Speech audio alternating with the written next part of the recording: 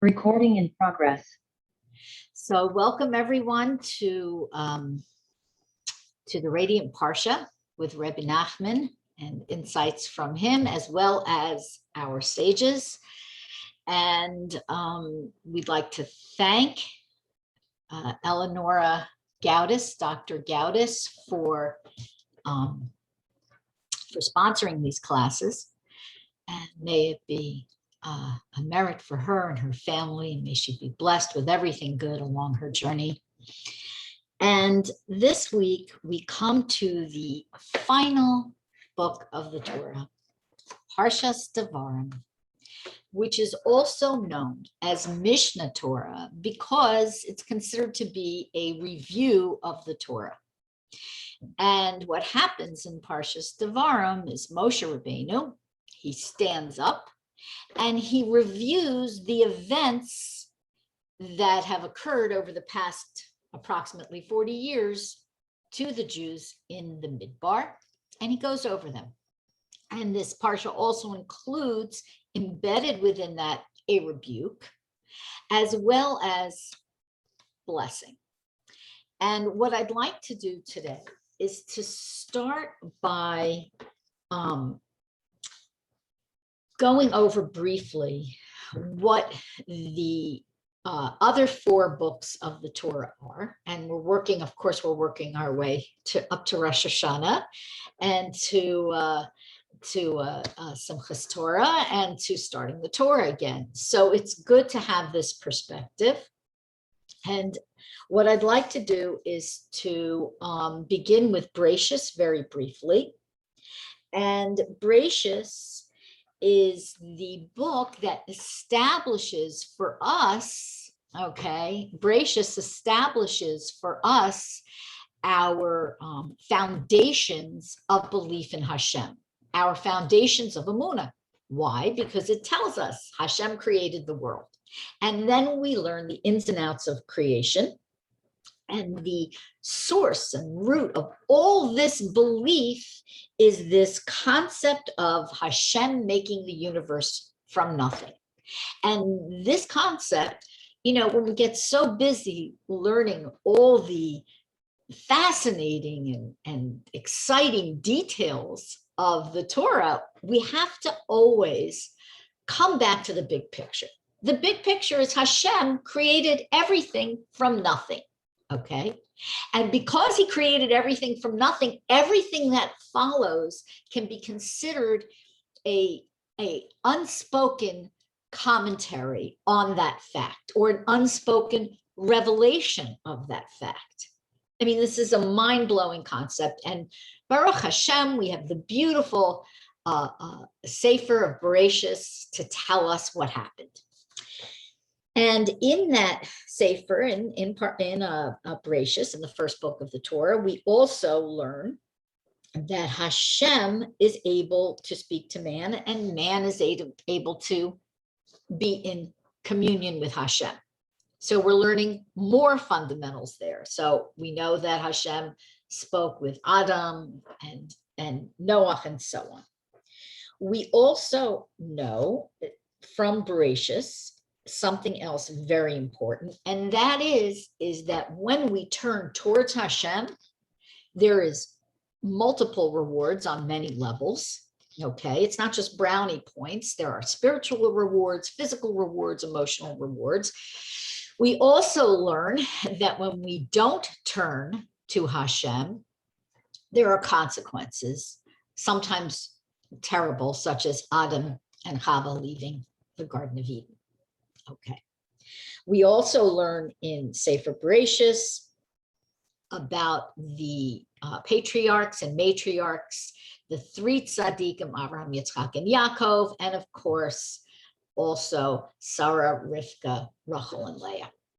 And this is important because it establishes, it's the foundation of the Jewish connection with and belief in the tzaddikim.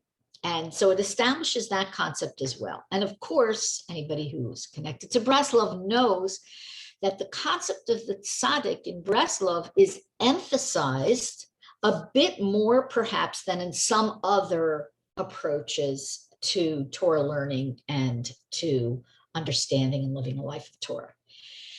In this Parsha, Parshas Devarim, which will begin shortly, we understand that Moshe Rabbeinu is the archetypal ultimate tzaddik who gives us the sort of template for tzaddikim to come.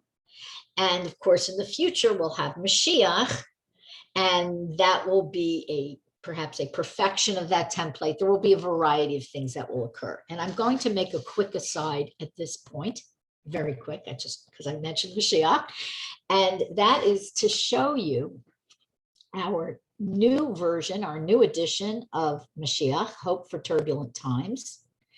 And this version is available on, oh, look, Rachela has one, Rochelle has one. And this version is available on Amazon.com. And I got a notification this morning. It made the Jewish Theology bestseller list. And as soon as I went to look, I saw it did, and I clicked it again, and the number went down because, of course, the sales fluctuate. But that was very exciting. So please, if you haven't got a copy, please get one. And I would encourage you to get the new version. You can hand it out as well. And also, really, we made it for people outside of the United States who weren't able for us to ship them a free copy. And we also made a digital version as well that has everything enabled. So you can look at sources and click on websites. We've been very busy with that. So I don't think she's here, but thank you to Hannah Snyder for her just tremendous support and commitment to this project. Okay. So we're going to go to the next book of the Torah. Okay. Oh, by the way, the link is here in the chat. That's where the link is. Okay. So we're going to go to the next book of the Torah, the book of Shemos. And this book of the Torah tells us more about the idea of the Jewish nation as a whole, although there are, of course, still tzaddikim sprinkled throughout.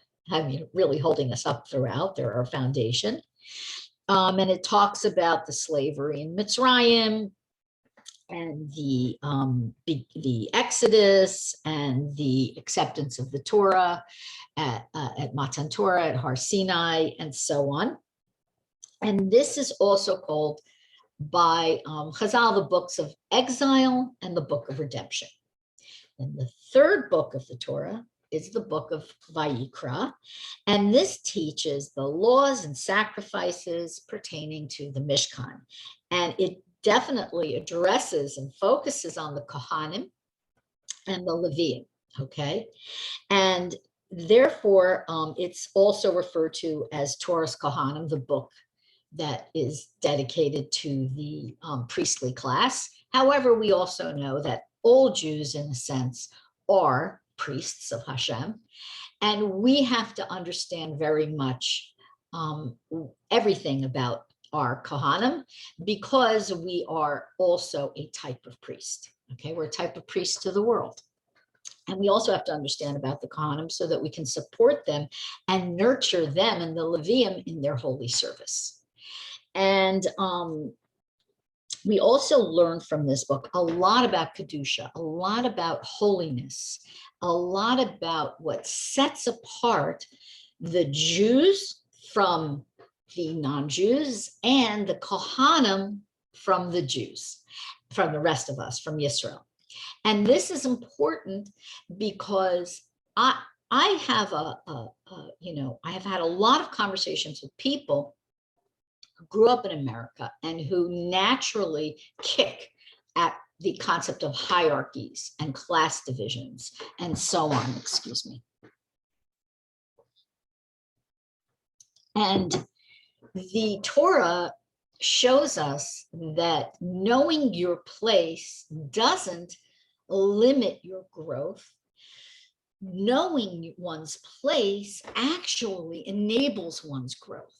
Okay, and I'm going to go off a little bit on this point because it does relate to Devarim, which of course is a discussion of everything that happened in the Torah, including the mitzvahs, including the laws.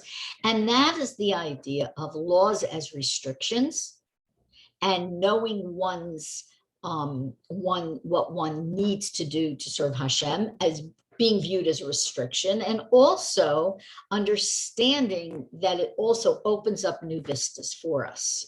So what's important, and what a lot of people really struggle with, is this idea of, what do you mean I can't do whatever I want?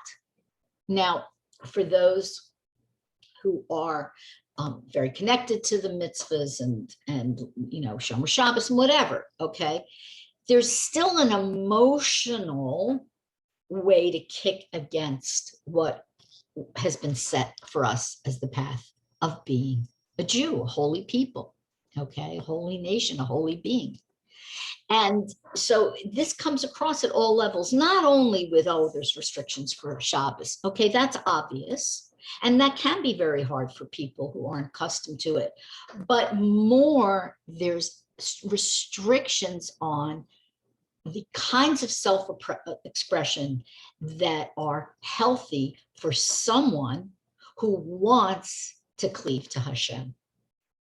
So the kinds of self-expression are, of course, you know, positive ones, not negative ones. We avoid hatred, we avoid all this kind of stuff.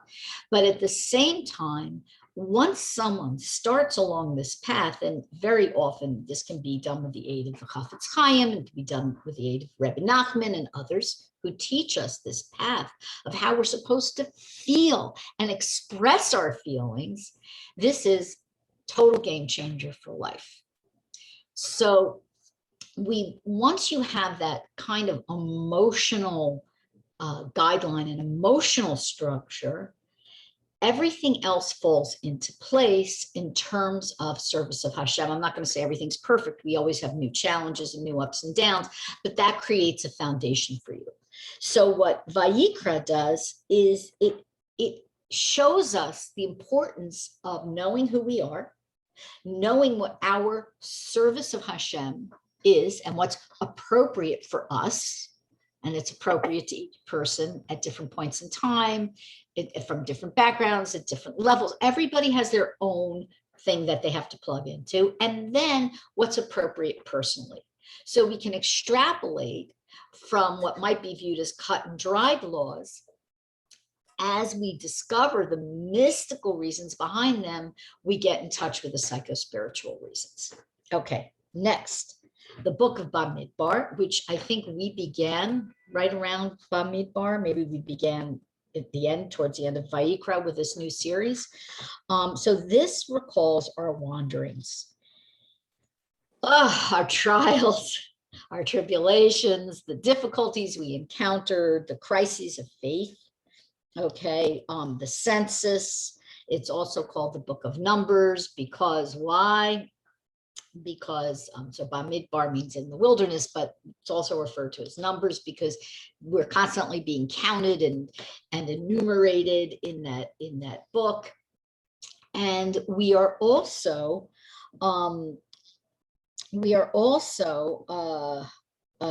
understanding it from there, the laws that applied to the generations in the wilderness. Okay, now we're getting finally to the book of Devarim. And I do want to say that I thought that review was just kind of important before we jump to the next, to Mishnah Torah.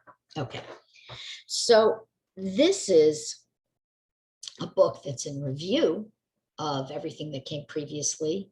And at the same time, we learn 70 new mitzvahs in this book. So it's not just a review. And the idea in Devarim is that Moshe is the one that drives this book personally. And I'm just going to read the just a part of the first pasuk. Ela hadevarim asher diber Moshe El Kol Yisrael. Okay, so these Ela are the words that Moshe spoke before all of Israel. Okay, before all the Jewish people. So very interesting. The Or HaChaim explains that when when the Torah says Elah, these are the words that Moshe spoke, it's to differentiate that these words are different than the Torah previously. In what way? Previously, these are the words that Hashem spoke, is what we hear the most of. These are the words that Hashem spoke to Moshe. These are the words that Hashem spoke to the Jewish people at Har Sinai. Here, these are the words that Moshe spoke. Begins the Parsha. And this idea is that Moshe is now going to speak with a different type of prophecy, a different type of nevuah that he spoke before. Let me explain. Before, Moshe was speaking a kind of prophecy that he was explaining directly Hashem's words, or not explaining, showing, speaking Hashem's words. It was a high type of revelation. Here, and this is what's so fascinating, is Moshe is bringing himself to his nevuah. And on the one hand, it's considered a lower level of prophecy. I don't know if it's at the level of Ruach HaKodesh or what, the Or HaChaim doesn't necessarily go into it. But what he's doing is he's saying what Hashem told him, but he's using his own words. Okay. And that's why it says Elah, these, Elah Devarim, these are the words. So Moshe is bringing himself to this parsha. He's bringing himself, he's interpolating himself in a way as a carrier over of Hashem's words. Why would a prophet do this? Why wouldn't a prophet just say exactly what Hashem's words are? Okay, either because he doesn't know what Hashem's words are, he only has a glimmer of an idea, and we know there's prophecy at this level, or because he has something to add to this process. And what Moshe adds to this process is what Rebbe Nachman describes throughout his teachings. And that is being the concept of the tzaddik.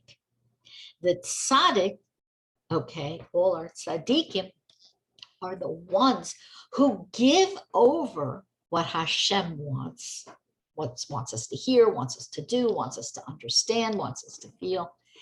And he gives it over in a way that we can accept, we can understand. Okay. And when Rebbe Nachman said that his Torah, it's the Torah of Mashiach, it's going to last till the times of the Geula, of the redemption, it's because he understood that from his generation onward, we were going to be in moral and emotional crisis, and we were going to need a tzaddik's words that were palatable and acceptable to us. And sometimes, even when we read and learn Rebbe Nachman, his words can seem, but very often they're gentle and encouraging for sure. Sometimes they can seem even scary and overwhelming a little bit. It's still within the boundaries of what we as a generation can accept. He understands the psyches of our generation. And this was Moshe's chance to sort of show his matured tzaddik self and give over the review of the Torah as what we can even call an actualized tzaddik. A tzaddik who isn't just a vessel for Hashem's words, but who's bringing his own understanding of the people to what he's saying. So I'm sure we can think of, Rebbeim and so on today who are able to take complicated concepts and make them sweet to our ears, or sometimes we need to be shooken up a little bit. But what was this quality that enabled Moshe to speak these words? Now, we heard he had a speech impediment. We heard he had all kinds of things. So those things apparently went away. Some people say they went away at Har Sinai, and he was able to speak after that. Okay. There's various commentaries on that. But what really enabled Moshe to speak wasn't necessarily a physical change, and it may not even have been an intellectual change, but what it was all along, Moshe Rabbeinu had been loving the Jewish people, even though they drove him crazy, even though they angered him, like in last week's Parsha, okay, when they came back and they brought back all the stuff from the war, including the live Midianite women, and they didn't follow direction, and Moshe got angry. He got so angry, remember, he lost his wisdom, okay, momentarily. But so he's had this complex relationship with us. He's loved us, he's loved the Jews in the desert, and at the same time, we frustrated him, yet we know that he stood up before Hashem and he said, protect, keep the Jews safe, otherwise wipe me out of your Torah. I mean, Moshe has this very deep personal familial relationship with the Jewish people. And this is his ability to see the good in each person. The foundational teaching, perhaps we could say, of Breslov, Azamra. Moshe was able to love us and to know what we needed because not only he was brilliant and he was a tzaddik, but because he was motivated by love of us and love of Hashem.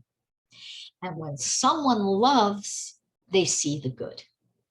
And when someone loves and sees the good, okay, then they are empowered, as Moshe was, to rebuke, which we will learn about as we go forward in this parsha.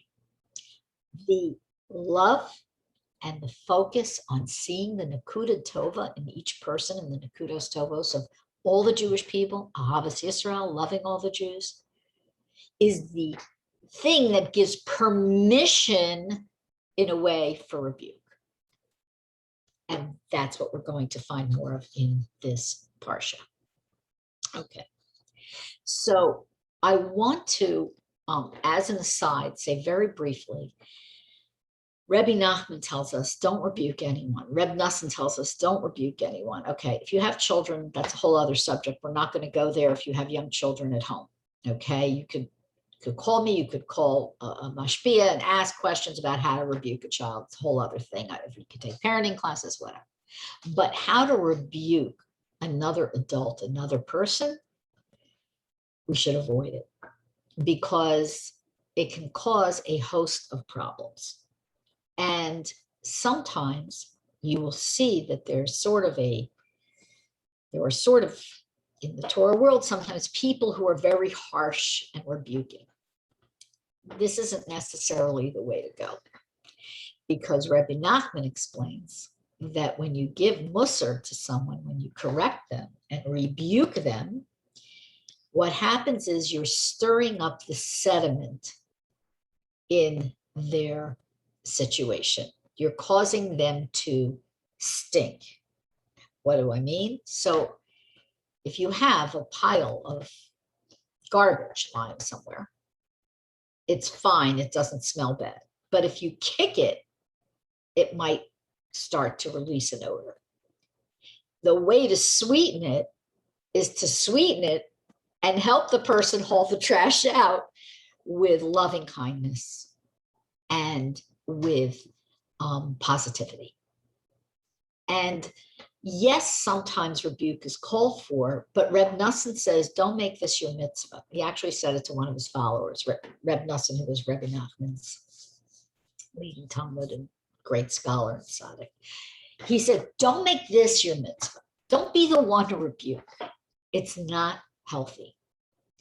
And I know we've all had moments where we've all rebuked because we're human. And I don't know about you, but I've always regretted it. I've never felt that I was able to do it purely. Even if my intentions in my head and I thought about it were pure, I don't know. So Moshe, however, Moshe Rabbeinu was a tzaddik who was able to rebuke because he had mastered Azamra.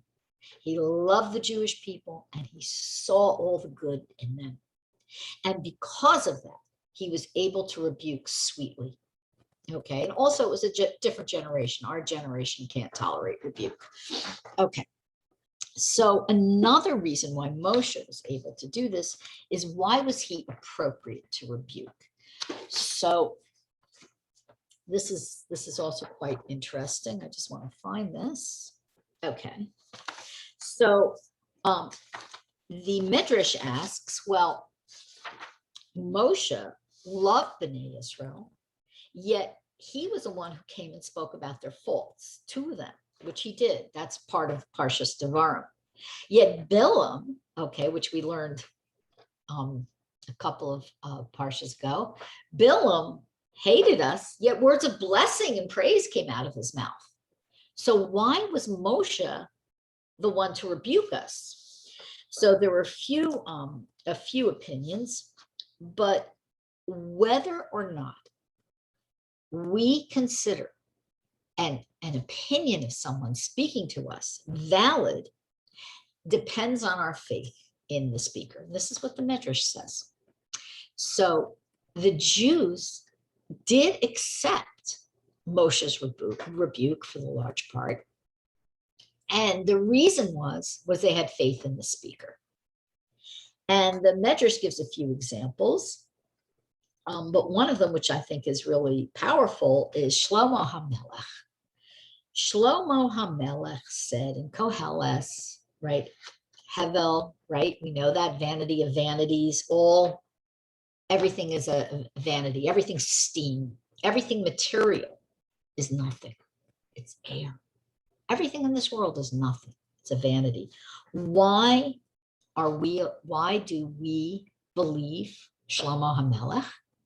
So the Midrash says that if a poor person with nothing said, everything in this world is nothing, the average person isn't going to believe them because they have nothing. So we can't have faith that they even know what they're talking about. They don't have a palace. They don't have a summer house. How can they know what they're talking about, right? However, Shlomo HaMelech was, he was so rich that it says in Tanakh that to him silver was like a pebble, it was like a rock. It had no meaning, no value. So if Shlomo HaMelech, who was so wise and so wealthy, rich, hugely rich, could say, trust me, all of this stuff is nothing. It's as nothing, we believe him. Okay. So when Moshe says to the Jews, I love you, I'm going to defend you, I see the good in you, but you need to shape up in some areas, we believe him. We pay attention. We pay attention so much that we learn Mishnah Torah. We pay attention, we learn Torah. Okay. Now, let me just find my place.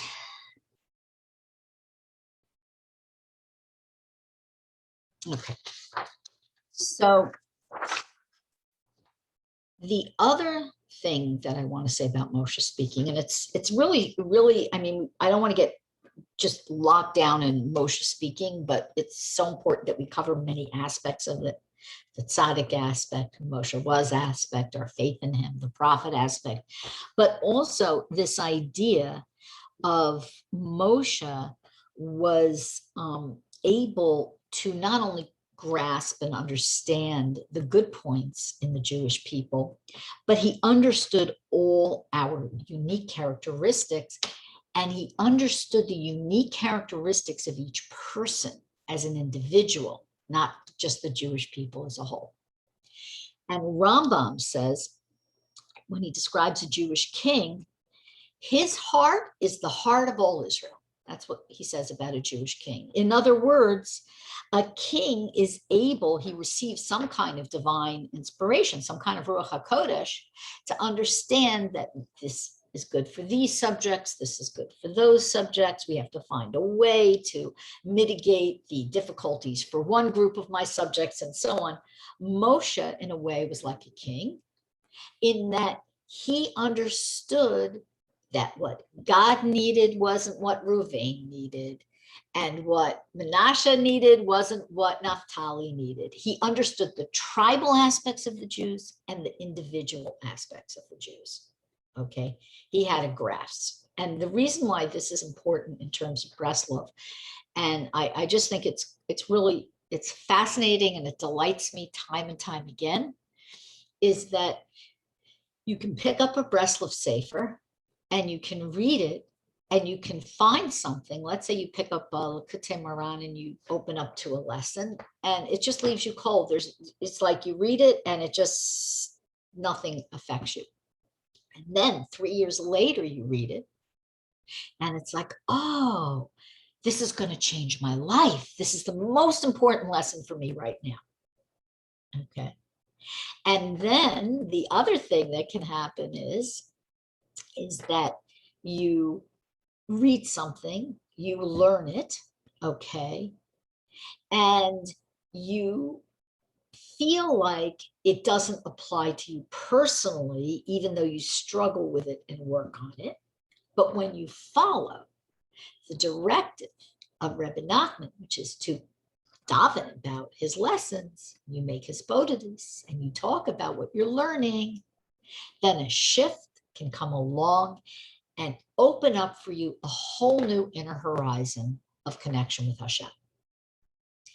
And as we learn all the Sfarim of Rebbe Nachman's, whatever you want to learn, or all Breslov if you want to learn Rebbe Nassan, or later Hasidim, whatever you want to learn, you will find that there are things that will pertain to you and things that won't, and things that will pertain to you at a particular time and things that will only pertain to you at a later time, and so on. And this is because Rebbe Nachman had such an understanding, it really was a Ruach HaKodesh, of not only the Jewish psyche and the psyche of the Jewish people as a whole, but each individual's potential for connection, that he was able to give even conflicting advice, okay? Even conflicting advice, because one piece of advice was appropriate for one point in time, and for one person, and another wasn't another. And the one that just comes to mind at the moment is the one that just popped into my head, which I don't think is the best example, but I'm going to run with it, is I think it's in the Aleph Bet book. The Rebbe says that if, God forbid, someone's sick,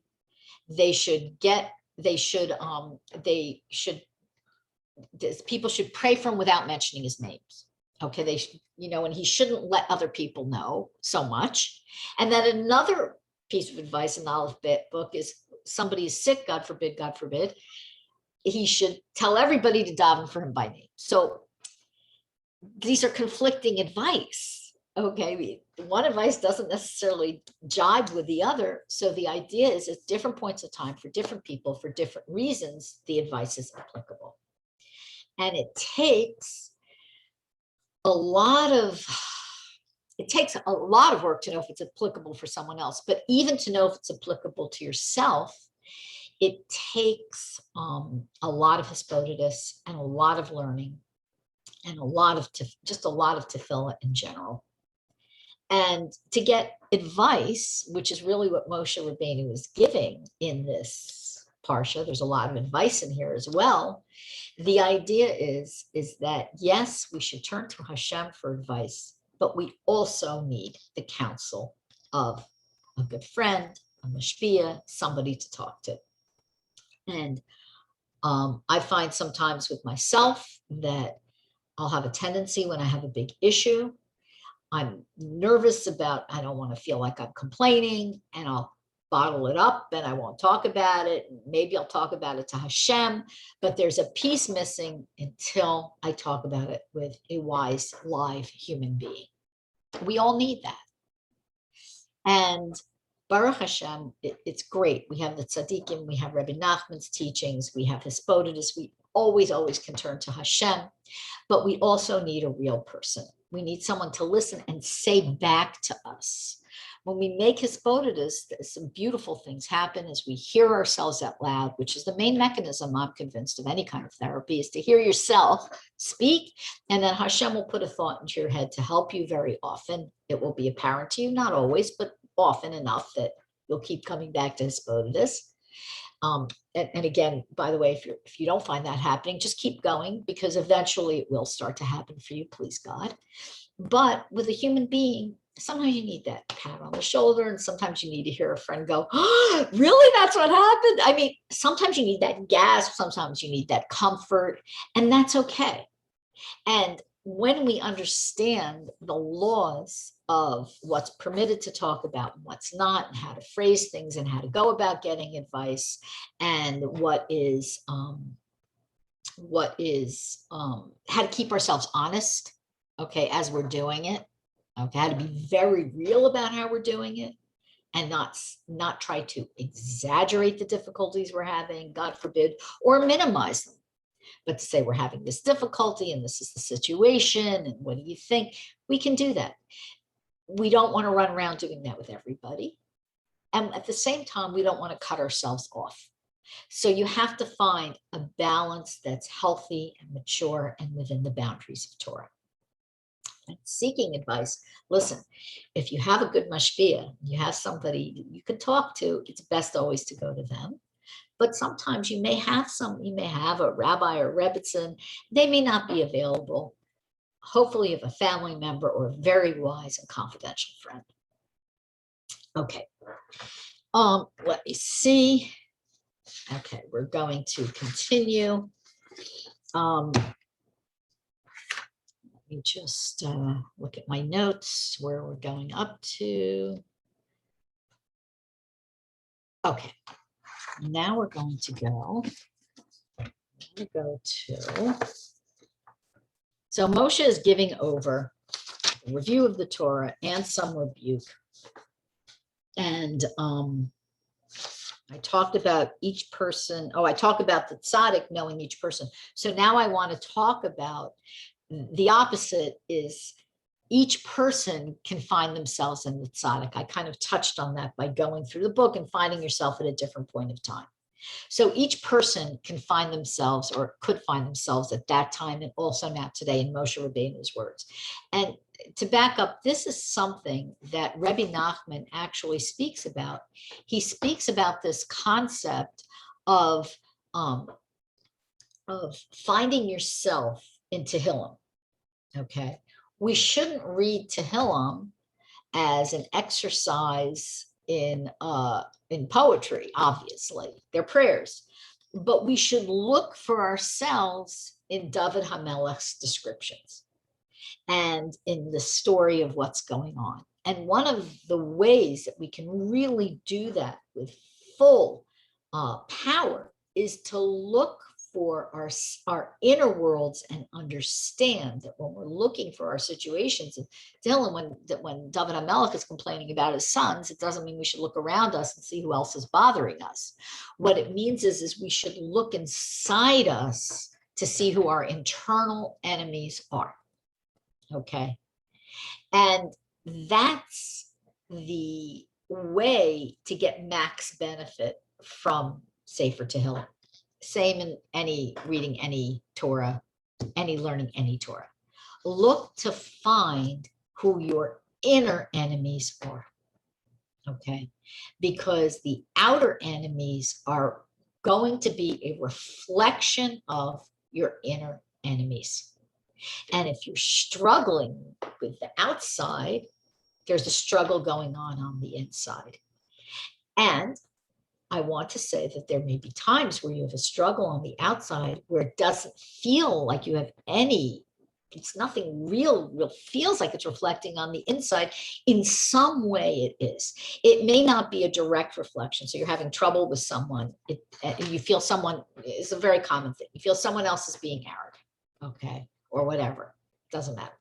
And so the whole world says that person's arrogant. A Jew says, I need to look inside myself to see where I'm arrogant, okay? And if you can't, there might be something else going on that you need to work on internally, or maybe it's a test and so on. But generally pretty much the knee-jerk reaction to that person's so arrogant very often should be to look at oneself and say, oh, where am I arrogant? Or where am I a know-it-all? Okay. So that's how we should read Tehillim. That's how we should read and learn the words of the tzaddikim. Okay.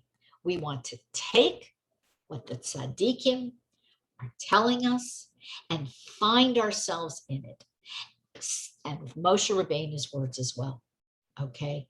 In Devarim, in this whole Mishnah Torah, in this whole review of our ancestors' history, they wandered. What does that mean for us? Where am I wandering?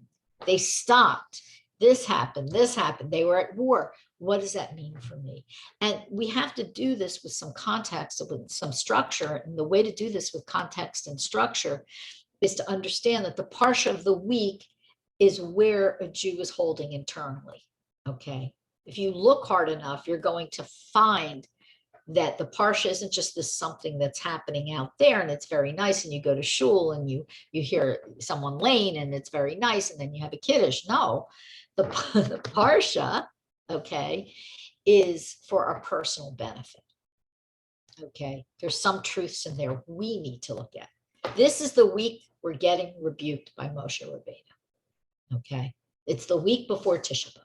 It's the 9 days. It's the days where people are and situations are fraught. Okay. It's the time when people can make false assumptions. It's the time when people get into all kinds of difficult situations. It's a great time to lay low. Okay. And pay attention to the review of the Torah. And that's why I began with review. Okay. A great time to remember what it's all about. And that's why we begin with Bereshis, as I said in the beginning of this class. Okay. We begin with Bereshis because our foundations are there. The foundation is that Hashem created everything from nothing. That's the foundation of our faith. And he gave it to us, and he created us, and we have a relationship with him. And we have to keep reminding ourselves that whatever is going on externally, internally too. Internally, we have some free will, by the way. But externally, with our life situations, we've got to keep reminding ourselves this is Hashem's creation too.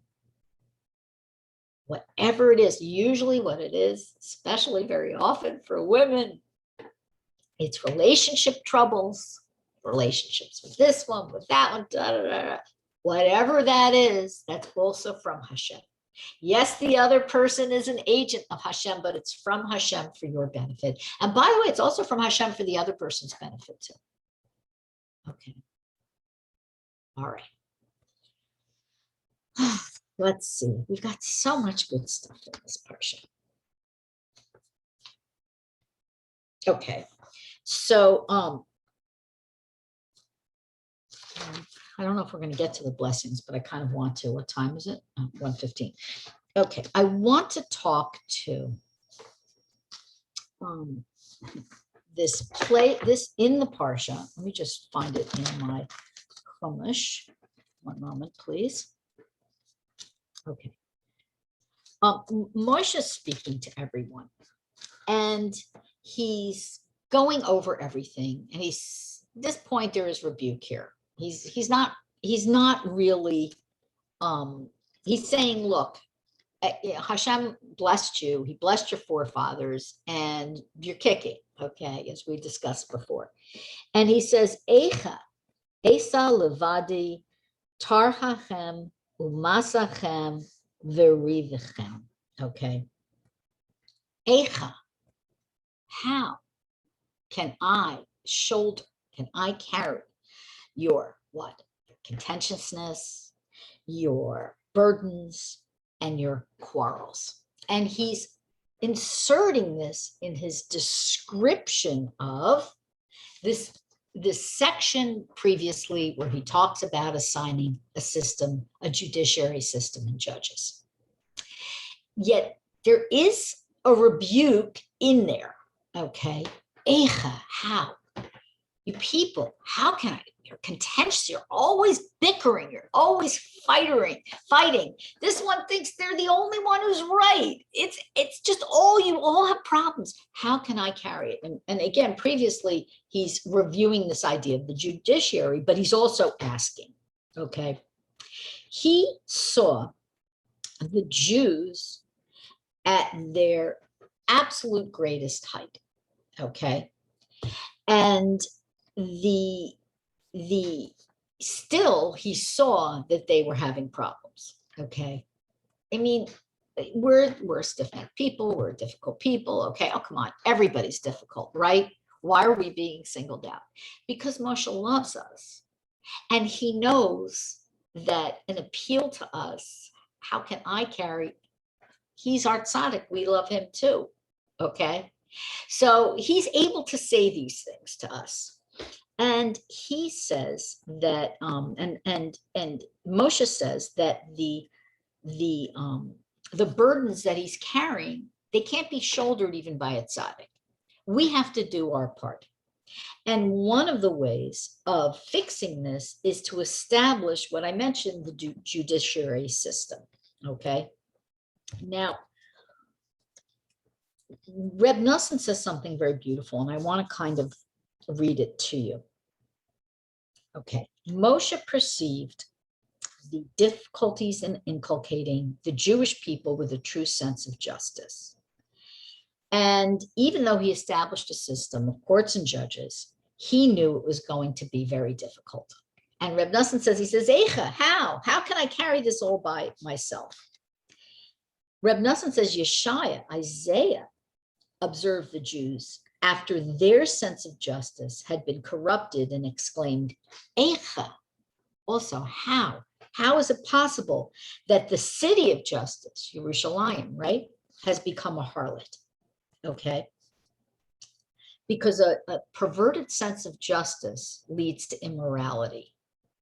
And if you haven't looked at what's happening in the world today, okay, well, truer words have never been spoken. All right. Now the Beis Hamikdash, okay, the immorality destroyed the Beis Hamikdash, and Yirmiyahu said, Eicha, how the city that was so full of people sits alone. Okay, and we're going to be saying Eicha very soon on Tisha B'Av. This Matzi Shabbos Sunday is Tisha B'Av, and Mashiach can still come, the Geula can still come, and it can become a day of feasting. So I'm holding out hope for that. But in case it's not, God forbid, Mashiach doesn't come, and it's not a day of celebration and feasting and joy, we're going to be sitting on the floor saying Eicha, okay? And Reb Nosson explains that the rectification of the destroyed Beis Hamikdash, and by extension, our sense of justice, will take place upon the coming of Mashiach, who's going to be able to judge with accuracy, with righteousness. That's part of Mashiach's job. He's the evaluator, okay? He's going to do the evaluation on nations and individuals, because he's going to have the depth and breadth of wisdom and understanding and prophecy and righteousness and love for the Jewish people and love for all of Hashem's creations to be able to mete out true justice. Okay. So Moshe set up the rudimentary system of justice, okay, which we know, by the way, Yisro recommended that, right? His father-in-law, the holy convert Yisro. He said, you know, set up, why don't, instead of you judging it, you're sitting all day long, everybody's coming to you with their complaints, set up a system where there's a variety of levels of judges, and that will help you out. And that we use, all systems of justice, at least in most democracies today, have some reflection of that system in them. Okay. Of course, today we know that it's corrupt, from the Supreme Court on down for the most part. And what's going on is Hashem is tearing down any possibility for belief in any systems, whether it's the medical system of this country, the healthcare system, the judicial system, and so on.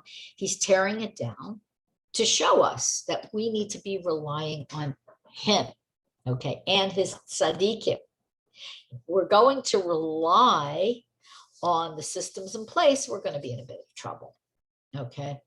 And the sages speak about this era before Mashiach, okay? There's going to be nothing left to believe in except Hashem. And then you're going to be able to choose sides. You're going to believe in Hashem, trust in him, side with him, or you're going to fight against him. Those are the options. Okay. So, meanwhile, Moshe continues about judging, and he says very specifically, he reviews again his system of judgment that he set up, his judiciary system, excuse me, and he says you shouldn't show any favoritism in judgment, okay, small and great alike. You shall hear their cases, okay, and you shouldn't tremble before any man because judgment is Hashem's, okay. So this is a really important part that we don't want to gloss over. Judgment is Hashem's. It belongs to Hashem. And this is something that all the tzaddikim teach us again and again and again. Don't sit in judgment on your fellow Jew. Okay, don't do it. Don't judge another person. Okay, does it mean that if somebody's doing something that is terrible, and there's certainly, you know, I'm talking about a rodef, like a pursuer, a murderer, God forbid, something like this, doesn't mean we don't judge them, not per se. It means we do have to take actions to stop someone from harming themselves or others, for sure. But what it means is that someone who believes in God and who believes in his Torah, okay, and is doing his best to cling to Hashem and grow in Torah, it's not up to us to judge the other person. Okay, and we have what I would call a crisis of personality today, in which people, because there is good and evil in the world, and they are two opposites for sure. Okay, we won't get into the philosophy of good and evil and what it means in Yiddishkeit, but generally there's good and there is evil. It's true. Okay, but people today tend to make people fall into one camp. They're good or they're bad.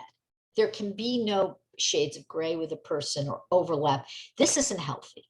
When you are talking about Yisrael, when you're talking about each other, our brothers and sisters, okay, we can't do that. We're not allowed to say that one goes in that corner, they're bad, and this one over there is good.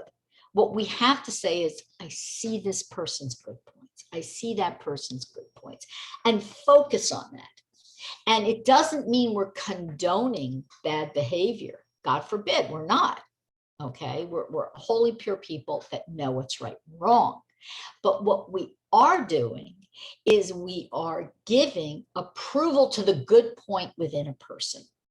Okay, and you know, the biggest reveal for someone with low self-esteem and narcissism are, honestly, they're two sides of the same coin. I would even say that they might be the same exact thing. And if you ever come to my holy self-esteem workshop, you'll find out why I think that. And it's based on Rabbi Nachman's teachings. The idea is that the person who feels really, they either feel they're on top of the world or at the bottom of the world. It's always a yo-yo for them internally or externally, okay, is a person who projects out onto others. This person's no good. This person was good, but now they're a demon. This person was bad, now they're good. Oh, you know, it's this judgment of good and bad on another Jew. And we're not tzaddikim at the level where we can really understand what that is, and we can't rebuke in that way. Again, I'm not talking about, I really want to leave out like serious, God forbid, criminals who are doing terrible, terrible things like hurting people. Okay, forget that. talking in general. Okay, this is cautioned against time and time again by Rabbi Nachman, by the Chafetz Chaim, and so on. Okay, you can choose pretty much any well-accepted sage, scholar, rabbi. We can't condemn a person until we have sat in his place, and we can truly never sit in their place. But what we can do is we can look for the good point and focus on that. And again, it doesn't mean condoning bad behavior. And I think that what I see a lot of, and it's very painful, what I see a lot of, and it is very painful, is this concept of this idea of this person is pleasing me right now, so they're good. And this person is no longer pleasing me or meeting my needs, so they're bad. Moshe Rabbeinu gave us insight into what all of this really means. He gave us, okay, we can't do this at his level. We can't set up emotional courts of justice. But what we can do is take our cues from how he began in Parshas Devarim. And he began in Parshas Devarim to describe a review of the Torah. Then he slipped in some rebukes, and then he slipped in some blessings. And there were always an eye to seeing the good in us, because we had a history with him, the Jewish people, excuse me. I feel like I'm right there, but we had a history with him where we were in the midbar with him for 40 years. Okay, our ancestors were in the midbar with him for 40 years, and we grew to trust him and to have faith in him. And having faith in tzaddikim is as important to your general overall emunah as having faith in Hashem. And Rabbi Nachman actually speaks about three kinds of faith. It's called in the Torah emunas chachamim, okay, faith in chachamim, wise people, but it means tzaddikim, really, especially for our purposes today, as we're discussing. You know, Rabbi Nachman says we need three kinds of faith. We need faith, okay, which will imply trust as too, but faith and belief in Hashem, okay. I see somebody has a question. If you could just wait till the end. We have faith in the tzaddikim, and we also have to have faith in ourselves. And faith in ourselves doesn't mean that we think that all the gifts and talents we've been given are going to be the cause of our success. No, that's not faith in ourselves, okay? Faith in ourselves is this idea that we understand that Hashem made our lives for a reason. And Hashem imbued us with a spark, a piece of him. And our neshamas are very holy. And we have not only a special mission, most of us have a few missions in life. The main mission being to come to know Hashem and be close to him and reveal his kavod in the world, reveal his glory in the world. But this faith in ourselves has to be divorced from outcome. And this is the key. Maybe if you've heard nothing else today, I want to emphasize this, because this has been a constant theme. I had a call last night kind of about this. I had two calls last week about this. And this idea that we are here to do, but the outcome isn't up to us. And if our egos are frail, we're caught up in that roller coaster of narcissism versus low self-esteem, we will always be rising and plummeting into the deepest depths, because we will think that if something works out great, we'll think, it's all our, Baruch Hashem. Inside we'll believe it's all our doing. Or if something doesn't work out, we'll think it's all our fault. And this will destroy a neshama, okay? Everything is up to Hashem. Hashem is the one who creates everything out of nothing. He's constantly creating, recreating, and sustaining, okay, sustaining the universe. In the Tanya, the Baal Tanya says, if Hashem turns his attention away from the creation of the world for one moment, everything will revert back to nothingness. If we truly understand that, have that awe for what that means, and we appreciate the love that's there from Hashem and tzaddikim he gives us to show us what love is, okay? If we do that, and Hashem does that, and we connect to that idea, then we understand everything's up to Hashem, and our job is to take responsibility and do. Okay, with that, I got through nothing. I got through one page of 30 on my list, but okay, so be it. That's Parshas Devarim for the week. I want to thank Eleanor Gaddis again. I know somebody, I saw a hand go up. Somebody had a question. If you have a question, you can type it in. You can even speak it. Comments. I know some people have to leave now for work and so on. Nope. No questions, no comments. Okay. All right, everyone. I wish you all a wonderful week.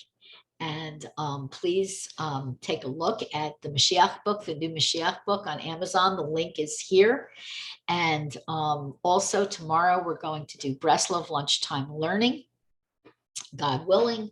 And we're going to finish up the Kitzer, Likutei Moharan, Tinyana, lesson 67. And we're going to talk about Tisha B'Av and a Tisha B'Av of hope. Okay, we all need a little hope. It's impossible to mourn without hope, because if you mourn without hope, there's only emptiness. So let's mourn with hope, and have a great week, everyone. Thank you, Charlene, for co-hosting.